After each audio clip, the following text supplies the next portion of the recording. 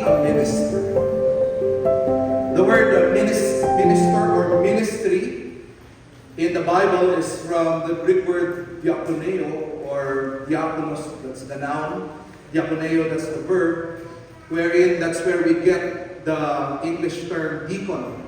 And that's one of the positions given to the church, deacons. And the job of the deacons is not really to lead, but to serve. However po, yung word na diakoneo na yan, hindi lang siya ginamit para sa mga deacons. Yung word na diakoneo na yan ay ginamit din po yan para sa members ng church. Para sa mga Christians. That every Christian must be a diakon and do diakoneo. At ang ibig sabihin nun is that you will minister. You will serve.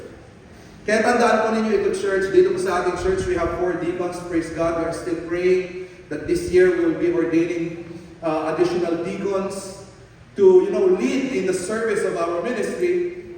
But to all of you, if you're a Christian, God is calling you to be a minister. Not maybe, hindi man positional deacon, but God is calling us, a church, to be a deacon in church. A church who ministers. A church who serves people, who serves others. And so yan po ang aking pinaka-goal sa preaching na ito, to inspire you, to tell you about, the story of Paul, where he inspires us to be ministers and to be servants for God. Amen? At ang story po dito, next slide, ang story po ng ating text ngayon, this is now the third and last missionary of the Apostle Paul. At siya po ay nagbiyahe na sa maraming lugar, and during this time in our story, siya po ay pabalik na sa Jerusalem. At pag siya ay babalik na sa Jerusalem, alam niya, he knows, that when he would go back to Jerusalem, perhaps that's the end. It's just like Jesus Christ. Nung pumunta siya sa Jerusalem, that's the end. Siya na ay hinuli, siya na ay pinatay. And so Paul felt that, if I will go to Jerusalem, that's the last of my missionary journey. And so bago po siya umabot sa Jerusalem, siya muna ay dumaan sa isang island na ang pangalan ay Miletus. At doon po sa Miletus ay, ito po is one-day travel lang. This is a one-day travel from the church that he founded in Ephesus. And so what he did was this. Okay, bago ako punta sa Jerusalem, I'll stop by at Miletus. And then he called for the elders of the church in Ephesus. And so nagbiyahe po yung mga elders niya to meet him in Miletus. And here in Miletus, he would give his last will and testament. He will give his last, kumbaga, yung pinaka-last advice niya para sa Ephesian church. And kung babasahin natin, kung napansin niyo kanina, yung tono niya is, he is trying to tell these people, I served you, I want you to serve others moving forward. Ako bilang pastor ninyo, sabi ni Apostle Paul, nag-serve ako sa Panginoon, nag-serve ako sa inyo, I became a minister to all of you. But now that I'm about to go to Jerusalem and we do not know what will happen pagpunta ko doon, then I want you to continue being a minister to others. And so yan ang tono natin ngayong umaga, yung pag-aaralan natin, how can we be ministers? So, paano ba tayo maging minister? At least, wag niyong isipin na para ikaw maging minister, kailangan mong ordain na pastor or deacon. No, I said it a while ago. Right? Para po sa atin ito lahat. How can you be a minister? Paano ka maging servant sa Panginoon at sa tao at sa ministry? Okay, ready to learn, church? Okay, number 1. By serving people and seeking their edification. This is the first way that we can be a minister, by serving people and seeking their edification.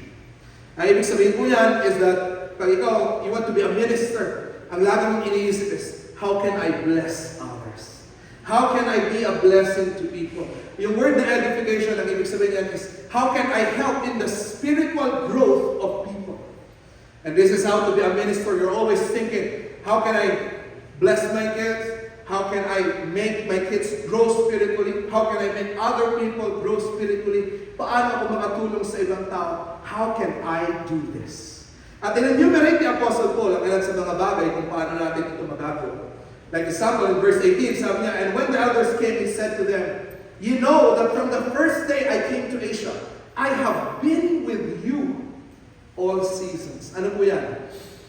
Paul is saying one of the ways to minister is just to be present with people. Yung andun ka lang. Kagaya sabi ni Paul, I was with you since the first day for 3 years na nagstay ako sa inyo. Kasama ko kayo day and night. Kung ano kailangan nyo, I was there to help. If you need prayers, I was there. If you need encouragement, I was there. If you need teaching, I was there. What is this, church? This is the ministry of presence. Kung gusto mo maging minister, then be present in the lives of other people. Yung bang pagkailangan nila ng prayer, andun ka. Yung bang pagkailangan nila ng kausap, andun ka. Yung bang pagkailangan nila ng tulong, andun ka. That's a ministry in itself. Just being there. Amen. Look at your seatmate today. Can you remember a time that yung tao na yan, nangailangan niya ng prayer and you were there? Look at your seatmate today, church. Was there a time kailangan niya ng kausap? He was crying, she was crying, she needed encouragement, and you were there. Is there a time, church? That's how to be a minister. Amen? Pangalawa, next verse. Ano sabi ni Paul, verse 20? And how I kept back nothing that was profitable unto you. Ganda ng phrase na ito. Sabi niya, I kept back, I did not withhold anything that is profitable for you. Ano yung sabihin nito pag Tagalog? Lahat ng nakakabuti para sa iyo, hindi ko pinigilan ang aking sarili na ibigay yun sa iyo.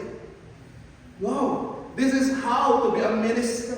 Kung alam mong makakabuti yan sa ibang tao, kung alam mong makakabuti yan sa katabi mo ngayon, kung alam mong makakabuti sa iyong pamilya, why would you withhold it? Wow! It's the ministry of, just seeking the good of others. This is how you can become a minister. Yung bang iniisip mo yung katabi mo ngayon, how can I help him? How can I bless him? How can I help his career? How can I help his spiritual life? Ano ang makakabuti sa aking katabi? I will give it. Wow, this is a way to minister.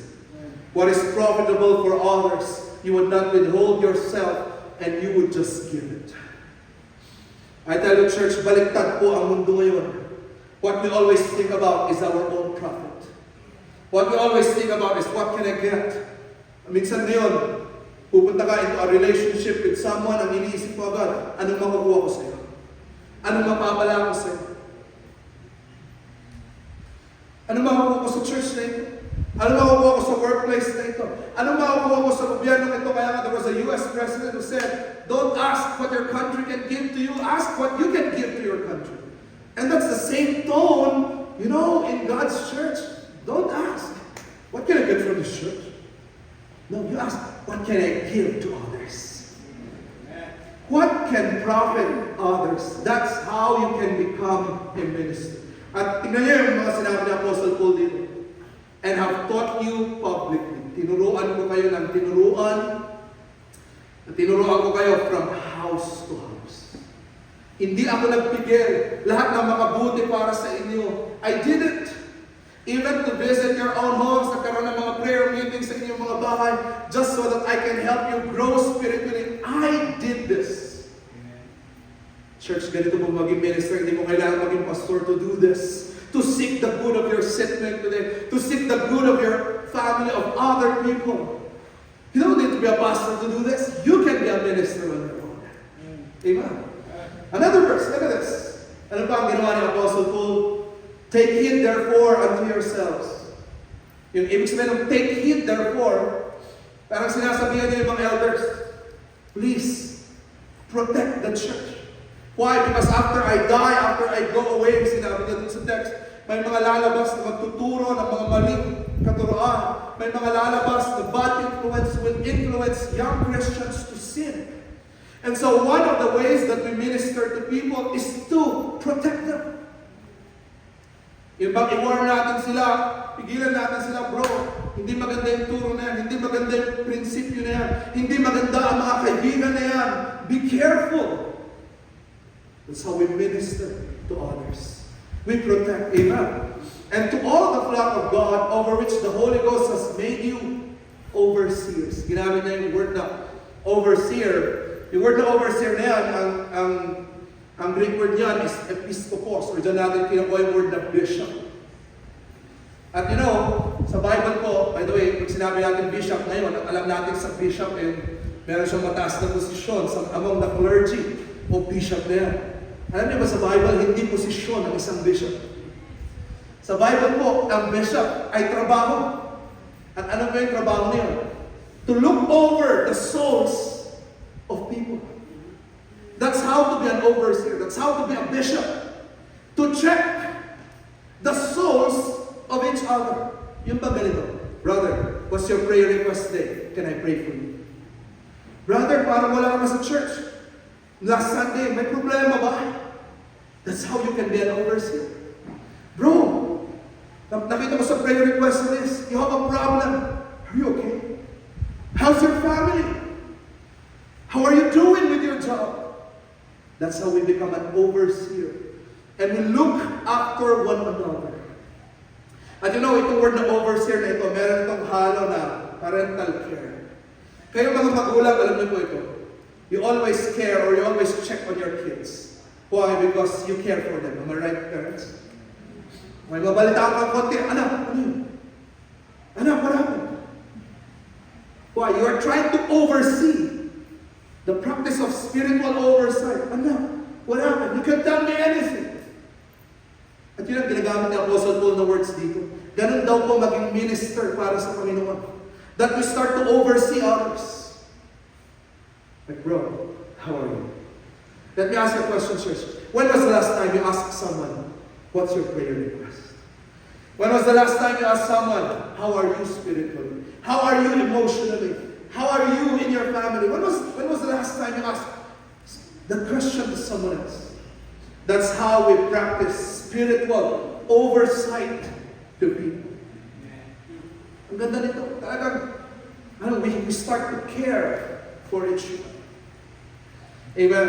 And then sabi niya, to feed the church of God, ginamit niya yung term na feed. And this is one of the, ministries. Ito po ang isa sa mga way para tayo ay maging ministry. To teach other people. To patiently teach them. Kayo po na mga parents, patiently teach your kids. That's your ministry. Husbands, you have to learn God's word so that you can teach your spouses. That's your ministry. To feed the flock of God, every time we have new members, we have to teach them. It's a way to do ministry. Ang ganda ng mga words na ginagamit ng Apostle Paul. These are the ways we can serve others. Look at the next verse. Next verse po, nakalagay dito, wherefore, I take you to record this day, that I am pure of the blood of all men. Ano sabi ni Apostle Paul dito? To this day, I can confidently say, I am pure of the blood of all men. Kung itatranslate ko yan, parang ganito ang sinasabi ni Apostle Paul. Hindi ako guilty na may binigay ang Panginoon na kaluluwa under my care na hindi ko tinuruan. I am not guilty na kahit pumatay ako ngayon, I know I did my best to teach the people that God gave to me. I am pure of the blood of all men.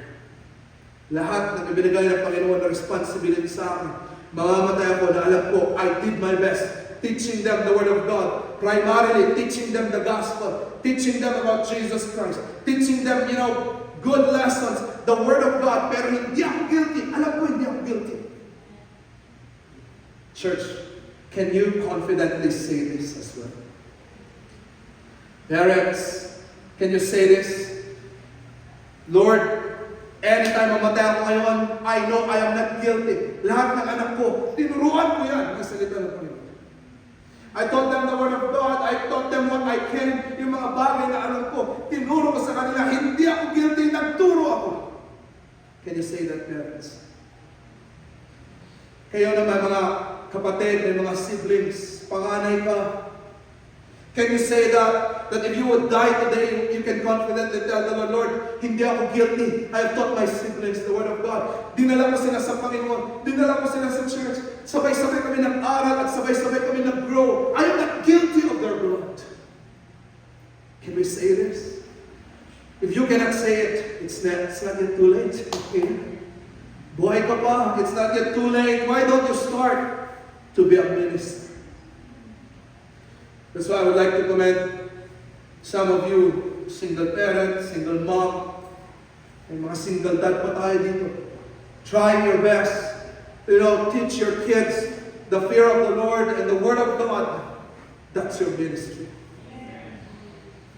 And until your dying days, so that magkaroon ka ng confidence, kagaya ng Apostle Paul, kung malapit ka na mamatay, sabihin mo, Lord, I am not guilty, tinuro ko sila. Amen? Deacons, church leaders, and mga discipleship teachers natin, I always tell you here in church, that's our goal. Hindi natin goal na magparami. Hindi natin goal, sigadat nagdadagdag sa membership natin, pero hindi natin goal na magparami. Ang goal natin ay ito, if ever someone walks in, we are not guilty na aalis yung tao na hindi natin tinuruan. That's the greatest goal. Everyone walks in. Come on, I'll teach you, brother. I'll teach you the Word of God. Sisiguraduhin ko na meron kang assurance of salvation. Sisiguraduhin ko na alam mo yung message ng gospel. Sisiguraduhin ko na matuto ka sa Word of God. Hindi ko hayaan na mamatay ako, mamatay ka, umalipat ka sa ibang lugar na hindi man lang kita tinuruan. That's why to all our leaders here, listen. You became leaders not to plan events and not to plan programs. No, I always tell you that. Secondary level. Because, you remember, there was a time I was reprimanding you, you were busy planning things, anong gagawin. But then when I asked you, did you text this brother? No, you are not leaders to plan programs. Kung program lang kailangan natin, we can hire managers.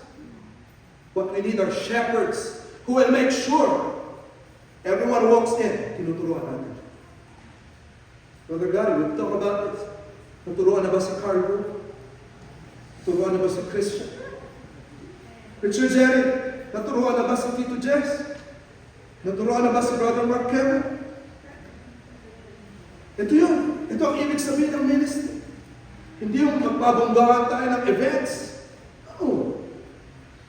It's one soul at a time, teaching. Reaching out. Si Mother Clarita kaya, alam niya na kaya yung gospel. Yun yan. Amen. Yung katabi ko kaya ngayon, may Bible ba ito? O wala ka. Bigyan natin. Yung katabi ko ngayon, sure kaya siya na pag namatay siya, pupunta na siya sa langit. Kailangan ko siya yung gospel. Wow, that's how you become a minister, my dear friends. Amen. All of us will look out. Who can I teach? Kaya nga po, church, tandaan niyo po ito, okay? We do not come here to church just to sit down, feel good, and go home. No. You come here, hear the word, so that kayo po ay natututo, na-empower. At dito po sa church, we don't just spoon-feed you. No, we teach you spiritual habits. Ibig sabihin, tinuturuan namin kayo magbasa ng Bible, paano mag-devotion, paano mag-aral, paano mag-memorize ng verse, paano kumanta ng Christian songs. Tinuturuan namin kayo ng mga habits na ito. Bakit po?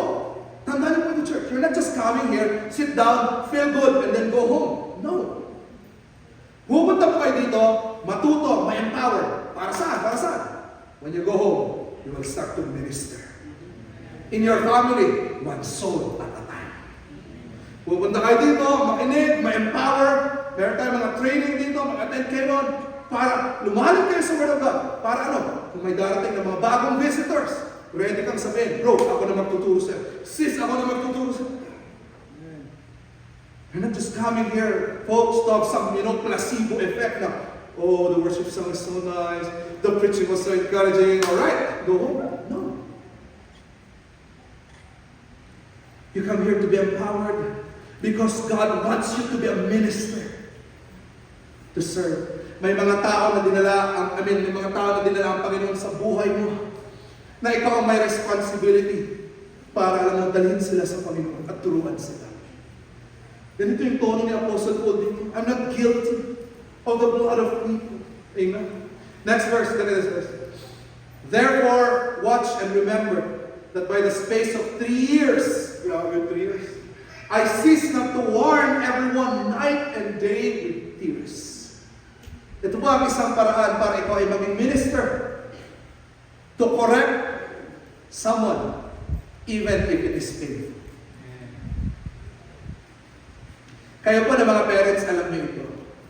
At kayo mga anak, kailangan makinig kayo dito. Minsan, ang alam niyo pag nagagalit ang parents sa inyo, kayo lang yung nasasaktan. Hindi po. Lahat ng parent dito, alam niyo ito. It's a double-edged sword. Pag nagalit ka, nasasaktan ka din. Minsan, ayaw mo na masabihin. Ba't kasi nasasaktan ka din?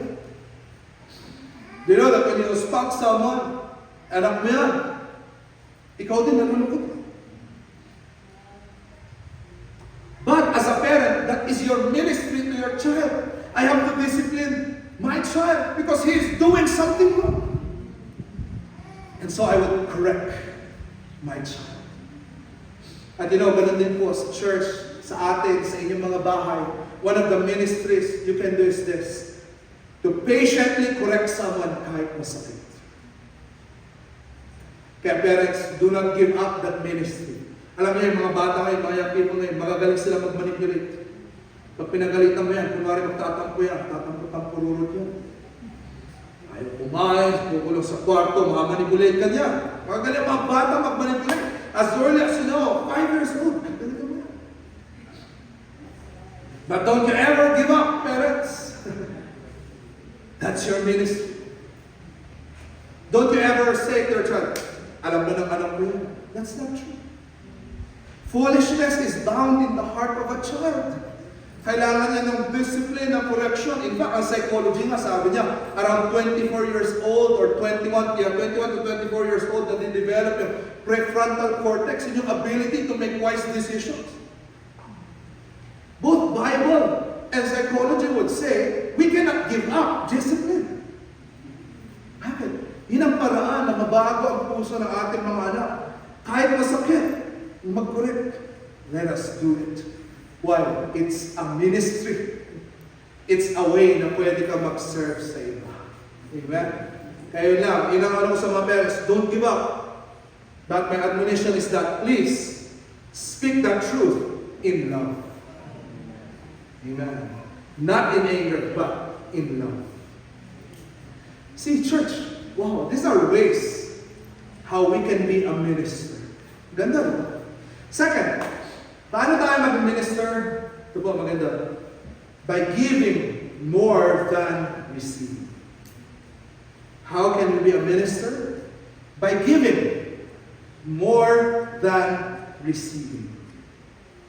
Sabi ni Apostle Paul sa verse 33, sabi niya, I have coveted no man's silver or gold or apparel.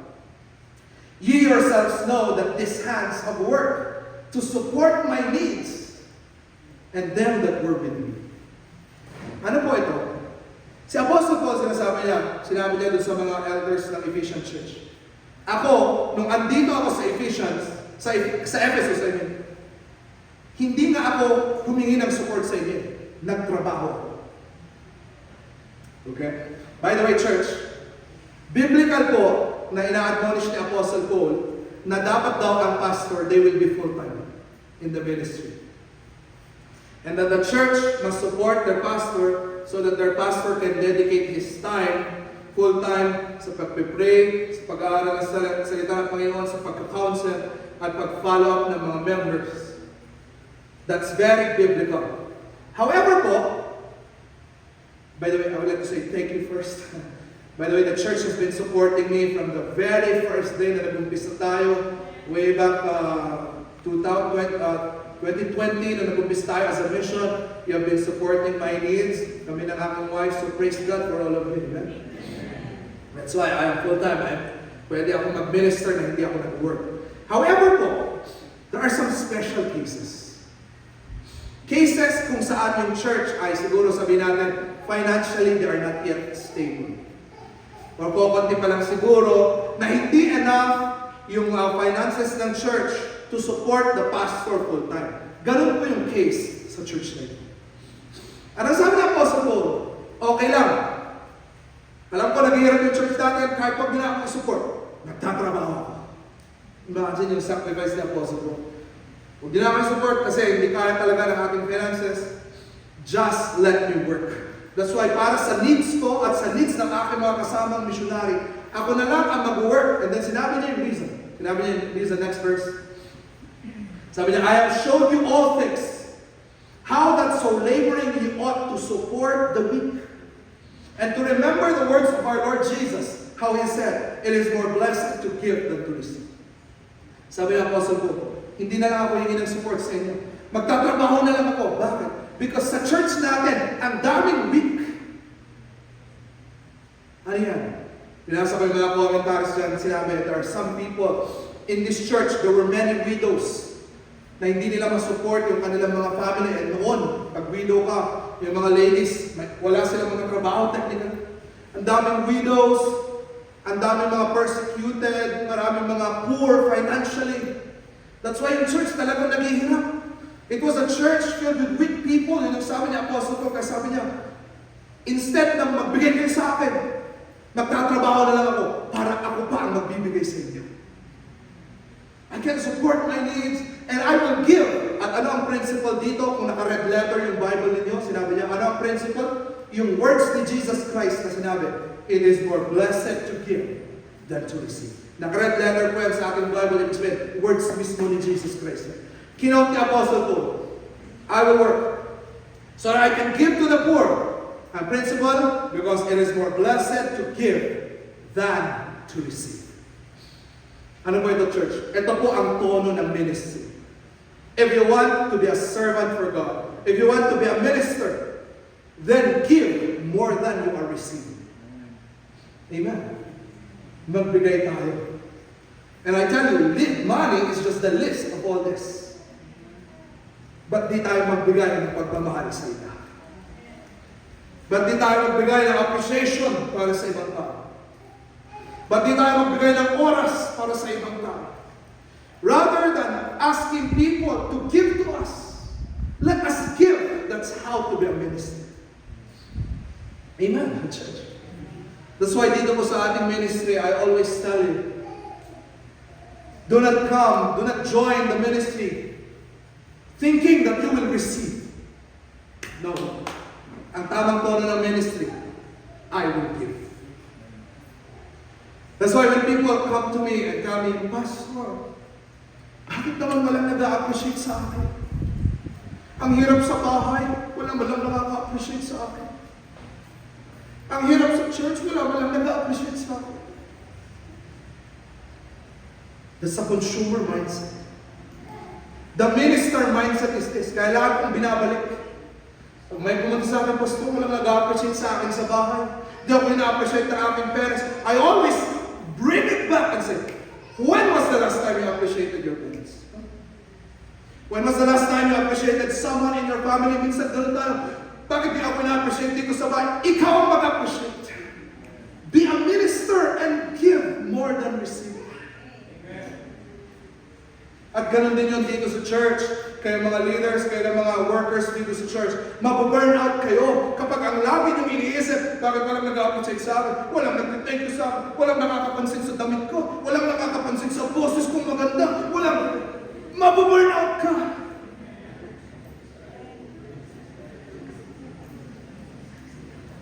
Mababurn out ka. Ba't di ikaw ang mag-appreciate? And sometimes ganito ang tingin natin. Pastor, ang daya naman, unfair. Pag lagi ako nag-appreciate, sila lang yung nabibless, ako hindi. Do you know that the Bible and even psychology says this? The Bible said, Ecclesiastes, if you nourish others, you are also nourished. Ano ibig sabihin mo? Pag nag-appreciate ka ng iba, hindi lang siya nakaka-feel good, you also feel good. Kaya huwag na sabihin, kung dahil unfair, lagi lang akong nag-appreciate, hindi ako na... No. We are in the ministry of giving. I will appreciate someone. Nagdamit ko man din ako maganda ngayon, wala man lang na-appreciate. Ikaw, may binata ka ba? Sis, ang ganda ng dress mo na. Ganda ng nagte mo. May in-appreciate ka ba? Basta wala nag-appreciate sa ginagawa ko, may in-appreciate ka ba ibang tao? Minister, folks. Minister. Okay, couples, how do you minister to your spouse? It's giving more than receiving. Tandaan nyo ito, mga single people. Pag consumer mindset ka, kaya ikaw, mga single people, pag consumer mindset ka, please lang, huwag ka muna mag-asawa. Pag ang tingin mo sa sarili mo, Miss Universe, na dapat ikaw laging ina-appreciate, ikaw laging binibigyan, ikaw laging binibigyan, huwag ka muna mag-asawa. Why? You will suck the life out of your partner. Why? Because what we do is this. I'm gonna give. I'm gonna give love. I'm gonna give forgiveness. Itong husband ko, magkakamali ito. Pero dahil mahal ko siya, I will give forgiveness. Ganun. Magbibigay ako ng pagmamahal. Amen? Hindi ako, anong birthday ko nga, anong bibigay mo?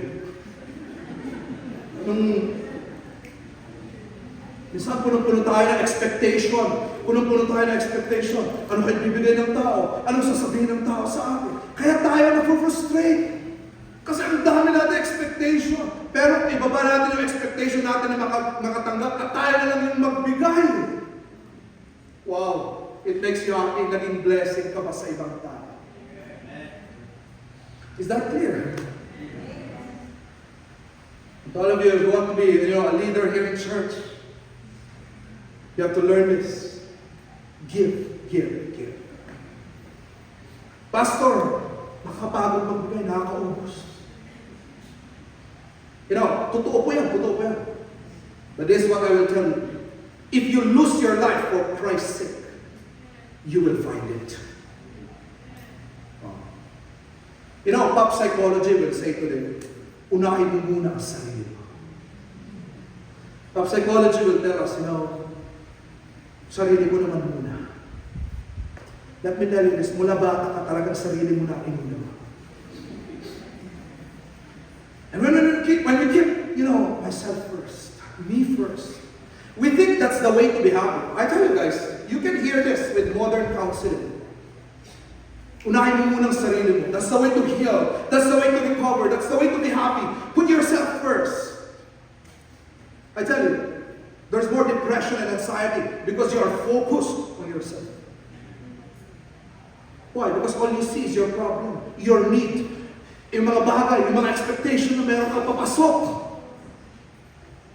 What's the way to be fulfilled, to be happy? It's to lose your life for Christ. Magbigay ka. At dito ka masyasya. Ito ang promise ng Panginoon. Dito ka masyasya. The more you give, you cannot outgive God. Ibig sabihin, nakikita ni God yung puso mo. The more ka nagbibigay, sasabihin ni God, akala mo ba kaya mo akong talunin sa pagbibigay? Hindi mo ako matatalo sa pagbibigay. Diyos ako eh. Ang saan ang gagawin niya, magbibigay ko siya na magbibigay. At nagugulat ka naman. Paano ako nakapagbigay kahit kulang ako? Paano ako nakapag-encourage ng ibang tao kahit ako mismo yung may problema? Paano ako nakapag-pray ng iba? Ako nga, kailangan ko ng prayer. Masasyak ka. Because God is giving you grace and it's flowing to you like a river. Di ba kayo na-amaze, members? There were times kayo mismo yung may kailangan ng prayer, kayo mismo yung umiiyak, tapos biglang may nag-text you, bro, kailangan ko ng prayer. Nagdadrama ka, pero may mas nagdadrama ka, tapos pinag-pray mo siya. Ano yung grace yun ni God? Yun ang magandang grace. Yun nagpo-flow.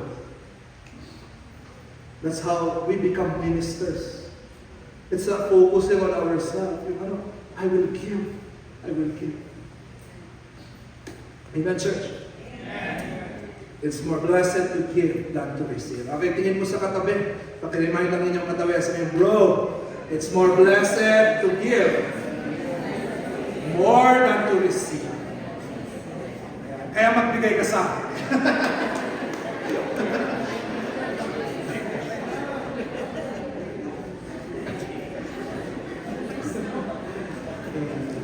Third and the last. There's some third point. Definitely, it's something heavy. Number 3, by valuing Christ's work and ministry above ourselves. Ganito daw maging minister, mas i-value mo yung gawain ng Panginoon. Mas i-value mo yung binigay ni Kristo na responsibility mo more than your own life. Oh, this is a heavy thing. Verse 24, nakalagay po dyan, sabi niya, but none of these things move me. Yung sinasabi niya, none of these things move me, yan yung mga vision na binibigay sa kanya ng Holy Spirit na pag pumunta daw siya sa Jerusalem, mapapanish siya. Nakita na niya na magsasuffer siya. Pero ang sabi niya, none of these things move me. Kahit pag-suffer ako, okay lang sa akin. Sabi niya, neither count I myself dear unto me. Neither count my life dear unto myself, so that I might finish my course with joy and the ministry which I have received. Grabe ang mga words to. Sabi niya, okay lang kahit mahirapan ako, okay lang kahit mag-sacrifice ako ng oras, okay lang kahit mag-sacrifice ako ng pera, okay lang kahit i-sacrifice ko mismong buhay ko na, okay lang sa akin yan. And I don't value myself too much. Ang mas binavalue ko, ma-accomplish ko yung purpose ni God na binigay niya sa akin. And the ministry that I have received, yung ministry na binigay sa akin to preach the gospel to the Gentiles, yun ang mas importante sa akin. Even if I sacrifice my life. And church, I tell you, all the work of the Lord, it demands something from us. Ngayon nga na pumunta kayo dito, it took your time. Some of you ngayon galing sa night shift na duty, tulog sana kayo, but it took your time. Praise God for that. So that you can you can finish your ministry with joy. I don't value my sleep too much. Some of you have spent money coming here. And mga nagsastruggle kayo financially, but you say, I'm gonna give more. Nagsastruggle kayo sa ibang bagay, but you still are serving God. Ano ibig sabihin nun? Ano pinapakita nun? Hindi mo gaano binavalue yung buhay mo. Ang binavalue mo yung work ng Panginoon. And the next verse, sabi niya, and now I behold, I go bound in the Spirit unto Jerusalem, not knowing the things that shall befall me there. Ano yan? Hindi ko alam kung ano mangyayari. Pagpunta ko dyan sa Jerusalem, I'm sure, huli na ko. At totoo, dyan siya hinuli. At pinadala siya sa Rome for him to be tried and for him to die. At sabi niya, I'm okay as long as I can do my ministry. That's why I placed it here. When we serve Christ, we may become anxious about the future, but God has promised that He will take care of us. Amen. Many people would say, bro, huwag ka nang magpakatanga. Huwag mong sayangin yung oras mo sa ministry. Mag-business ka na lang, nayaman ka pa. Huwag mo lang sayangin. Nag-church ka, imbis na nagbibenta ka ngayon, nagkumita ka pa sana. Nagpe-pray ka, nag-a-attend ka sa mga ganyan, para saan pa yan? But you know, when we serve Christ, may sacrifice element talaga. At okay lang yun because pre-promise ni God. Akong bahala sa'yo, put me first. And I will take care of you. And so Paul was saying, okay, this is my life. Kaya nga, doon sa isang book na sinulat ni Apostle Paul, sabi niya, my life is just like a cup. And I am putting my life to God. Pinubuhos ko ang aking buhay sa Panginoon. Lord, gamitin mo ako.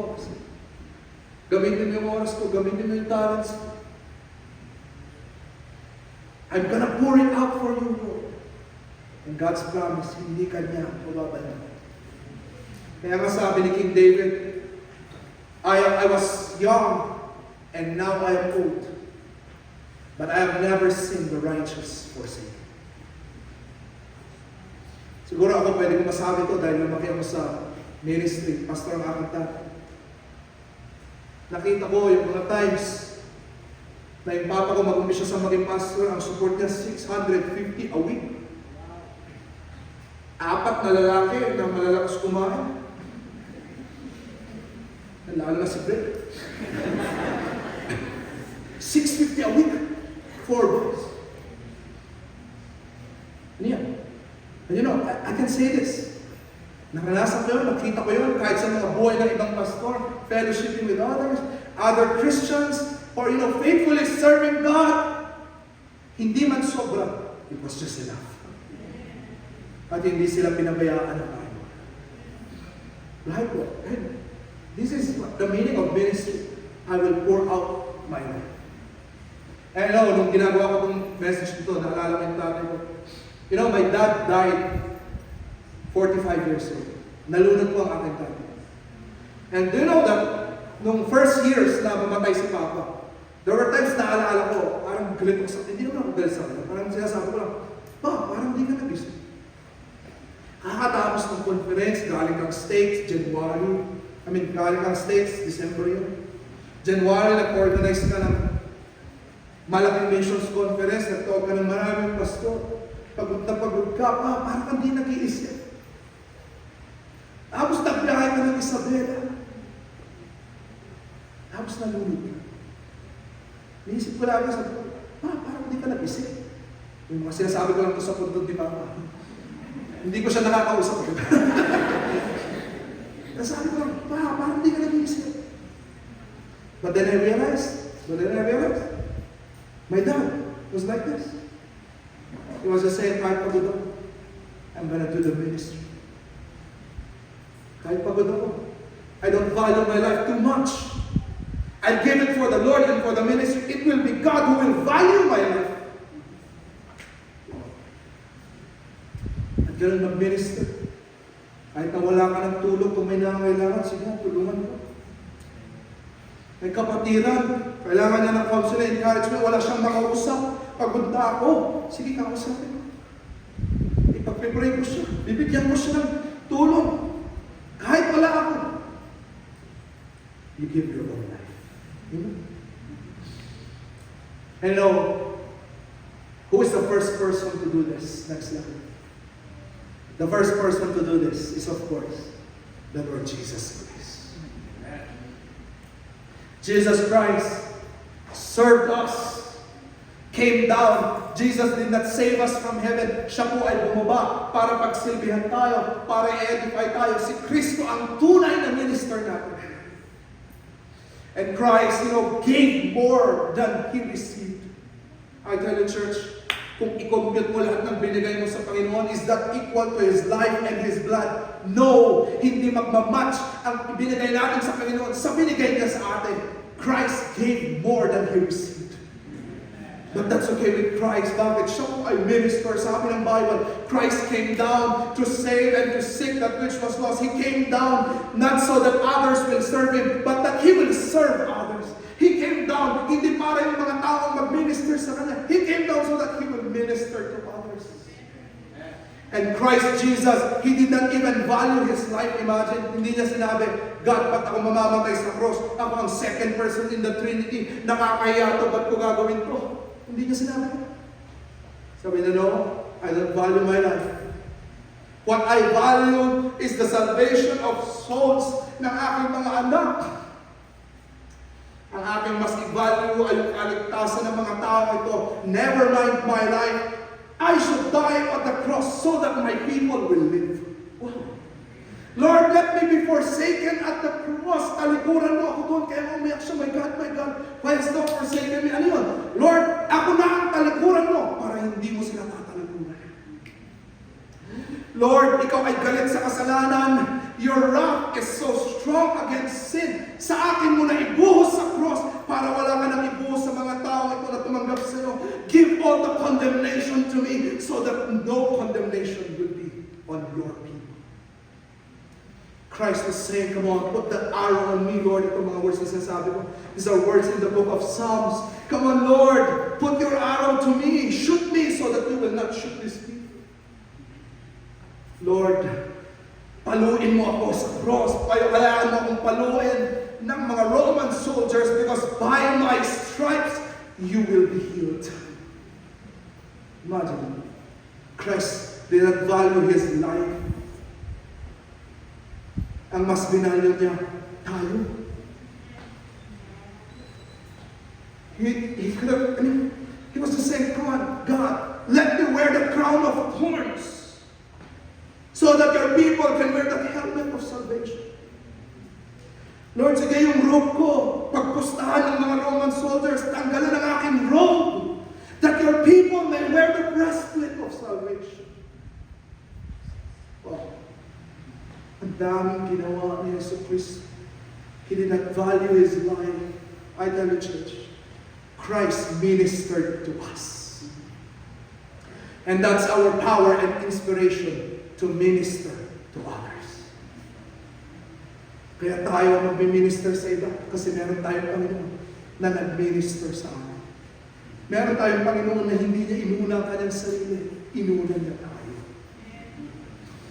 So ito yung nangyari dun sa last ng ating story. Ito po, mga last 3 verses ng ating text. And when he had thus spoken, tapos na ni Apostle Paul nag-share yung kanyang message. He knelt down and prayed with them, and they all wept sore, and fell on Paul's neck and kissed him, sorrowing for the words which he spake, that they should see his face no more. And they accompanied him to the ship. Nakikita niyo yung drama dito. Natapos na silang turuan, ganito maging minister. They kissed each other, hinatid sa barko, and they know they will never see Paul again. Because he will be tried, he will die. Church, hindi natin alam ang buhay natin. It's only by the grace of God that we are alive today. But what if this is my last preaching? Then it means you must have to continue ministering to others.